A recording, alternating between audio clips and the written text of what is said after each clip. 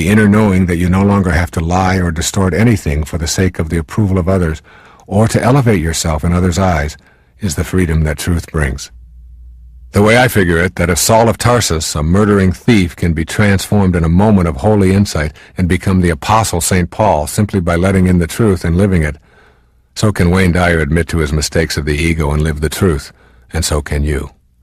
As Thomas Merton put it, we must be true inside to ourselves before we can know a truth that is outside of us. Moving from phony to real is first being true inside and then experiencing the truth of living it. As you begin to live these truths, you not only turn your own world around, you also affect the transformation of the world around you. The truth not only sets you free, but it will set the world free as well. The world's ego cannot stand up to the celestial light of the truth any more than your personal ego can. The distortions that you see around you, the cheating, the lying, stealing, and killing, will begin to disappear as we reach within our own individual selves and transform the ego energy. Here are some suggestions for ridding yourself of deception and embracing truth full-time. Make an inner commitment to establish a new relationship with truth. The way to make this happen is to catch yourself when you're exaggerating or deceiving anyone, including yourself. Then silently tell yourself that you are about to puff yourself up by overstating the truth. Decide to simply relate exactly what happened, no more, no less, and see how that feels. You will discover as you catch yourself immediately before the lie that you are consulting your higher self, which flourishes in truth instead of giving in to ego demands to be false.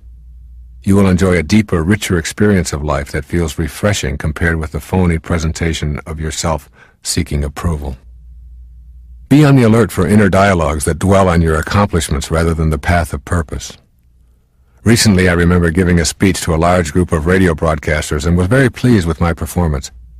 After the lecture, as I was jogging, I was reliving the lecture experience. At the very moment that I was seeing in my mind's eye the crowd getting to its feet and applauding, I turned a corner and smacked my elbow into a wall so hard that it sent a sharp pain through my arm that lasted for several weeks. Every time I felt that pain, I was reminded to get my ego out of the way and stop focusing on myself. I was reminded of my purpose and my service and not to get caught up in the applause. Inner dialogue about your purpose in life will keep you on the path. Be silent. When you are unsure about whether to tell the truth or distort because you feel that the truth will be more painful than it is worth, then do and say nothing. You are not obliged to anyone to reveal every detail of your life. You have the right to remain silent and learn your lesson in that silence. Develop a personal truth that is unassailable from outside forces.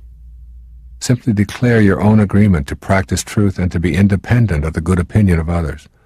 Resist the need to boast and to talk about yourself. Strive to be interested rather than interesting. This is the way of the higher self. Become the listener, the one who is interested in the accomplishments and activities of others, and you will not need to boast and to distort your personal storyline. If you find yourself exaggerating, stop. Just stop and verbally correct yourself. You don't need to explain that you are breaking your habit of exaggeration. Just correct the statement. Write your own personal honor code. In your words, describe your intention to make truth the way of your thoughts and actions by suspending your need to deceive yourself and others. Then internalize your code of honor by reading or reciting it to yourself on some regular basis. You will eventually radiate your inner spirituality and you will have discovered a blissful way of being in this physical plane. Know that being credited is unimportant.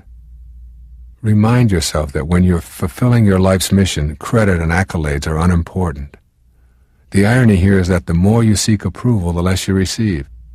No one really approves of an approval seeker. Letting go of the need for approval leaves you open to embrace the truth. The Sufi poet Rumi's words sum up this subject of truth versus deception. When you eventually see through the veils to how things really are, you will keep saying again and again, "This is certainly not like we thought it was."